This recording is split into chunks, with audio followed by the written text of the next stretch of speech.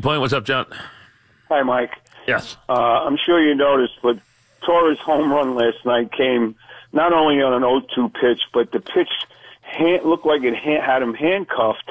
And, like, some of the best hitters in the league don't hit that ball out of the park. He's got an immense amount of talent. I mean, and poise. And I mean, listen, you can sit there and rave about him all day. There's nothing he doesn't do. He's poised. He does he does everything right. It's scary how good he's been everything and more so far. He's done everything you could ever ask for a player. Mike, did you notice in the last, I think, 3 games, Gardner made the same base running blunder twice? I mean, last night he was out by 40 feet, and the other night it was only that the shortstop couldn't get the ball out of his glove that he would have gotten thrown out in the same situation. I mean, you're on second base, a hard hit ground ball to the shortstop. You don't go to third there. I mean, you can't have that. I understand that sometimes you're trying to make a play, but he obviously knows better. The only thing I'd be a little leery of with Torres is I don't know how much he's going to walk. So far, it hasn't been bad. But I don't know how much he's going to really walk. If he's going to take, if I put him up there, am I going to try and, I don't want to change his hitting at all. I don't want him to be thinking about, I have to make sure I look at pitches now for the sluggers, like Gardy will do. Like Gardy will work a pitcher and give everybody a chance to get a real look at the pitcher into the at-bat. And between him and Judge, they take more pitches than anybody in baseball in the 1-2 slots. Gardy will always make sure he's made the pitcher work, always take a lot of pitches. Torres wants to hit more, and I don't want him to have to be thinking about doing that. Now, when it comes natural, I mean, he does take some pitches. He has pretty good discipline up there. I think he's walked like 8 times so far this year. But I wonder about that a little bit. It's the only thing I would be worried about. That and am I putting any pressure on him by putting him in that slot? That would be the other thing.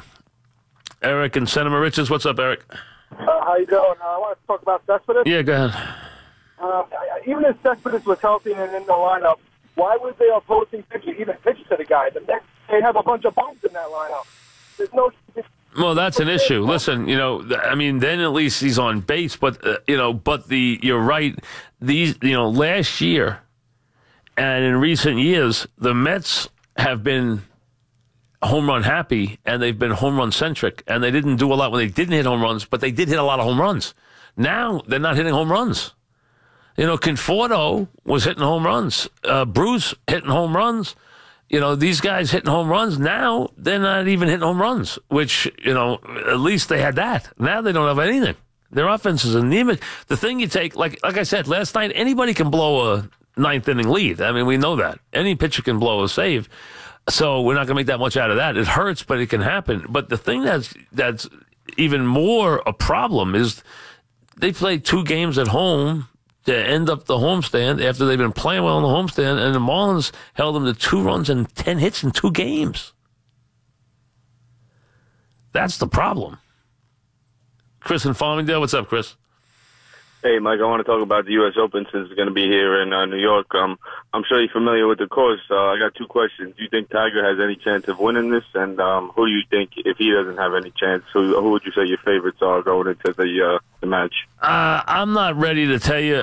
One guy I think would play very well there is Justin Rose. But I might change my mind as to who to pick. I do not think Tiger has any chance to win that tournament. And it is a very tough test. Now, we'll see how tough they make it. Remember last time you had some crazy stuff going on, like with 7, and every 3 groups they were watering the green because the green was unfair. That's not fair at all. You can't be doing stuff like that. They say they have overcome those problems. It's a tough test, but the U.S. Open's always going to be a tough test, and that's a classic course. So it's a very tough test. I do not think that that's a course that's going to be good for Tiger. Tiger's going to win, in my mind, and I think he's starting to put it together more, but Tiger's going to win, in my mind, when he can play the course and does not have to hit the driver very much at all.